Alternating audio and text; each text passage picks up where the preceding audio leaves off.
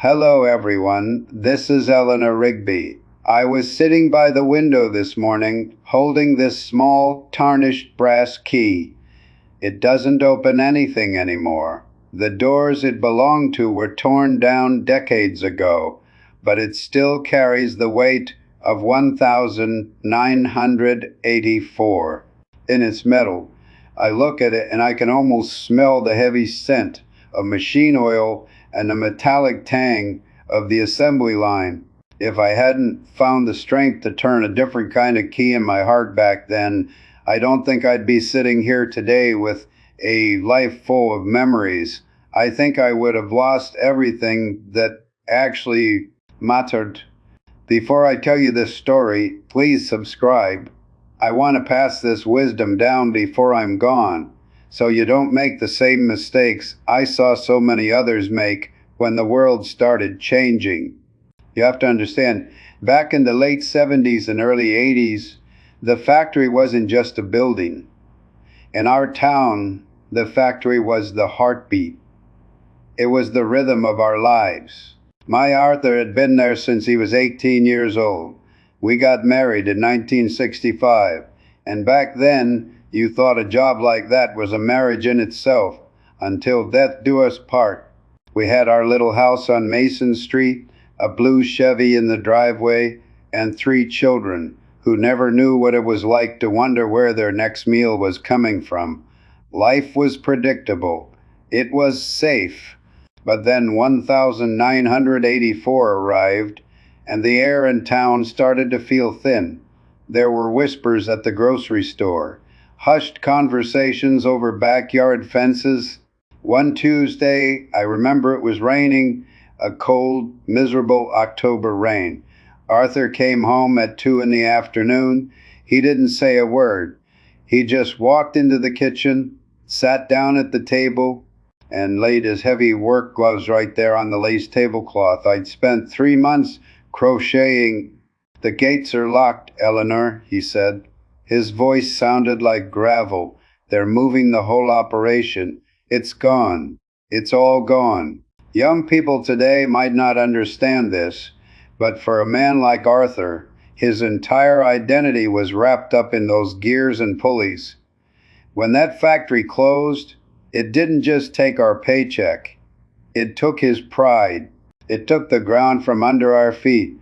For the first few months, we tried to be brave. We had a little savings, but in a town where everyone is suddenly out of work, money disappears faster than snow. In April, the silence in our house became deafening. Arthur would spend all day staring at the classifieds, his coffee growing cold, his shoulders hunched like he was carrying the weight of the roof itself. I tried to be the cheerleader. I'd say, "Artie, we'll find a way. You're the smartest man I know." And he'd look at me with eyes I didn't recognize, eyes full of shame. And he'd snap, "With what, Eleanor?" "My hands. No one wants these hands anymore."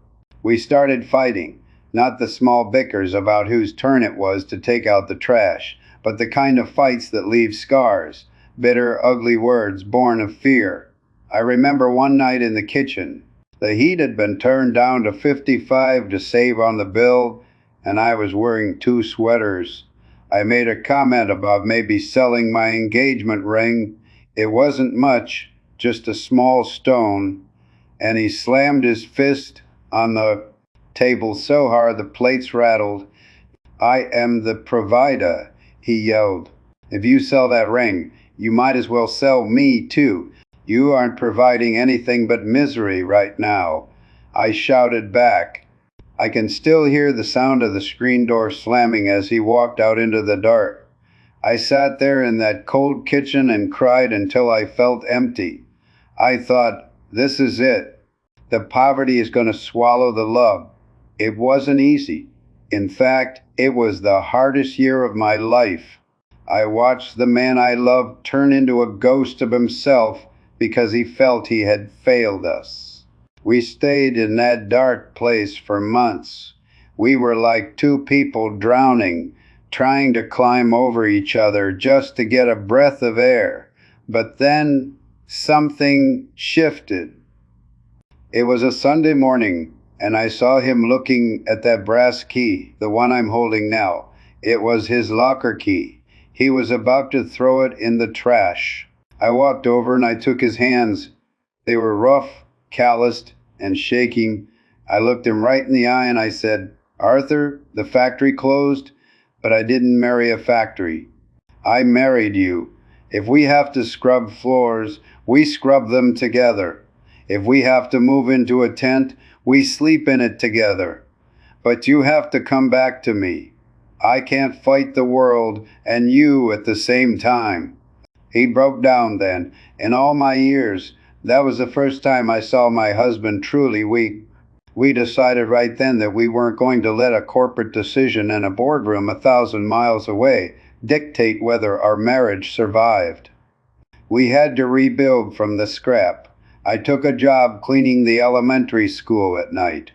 Arthur, a man who had been a foreman, took a job hauling lumber for a construction crew half his age. It was humbling. It was exhausting. There were days my back ached so much I couldn't stand up straight. And there were days he came home with splinters and bruises all over his arms. But a strange thing happened. In the struggle, we found each other again. Without the easy comfort of the steady paycheck, we had to rely on conversation.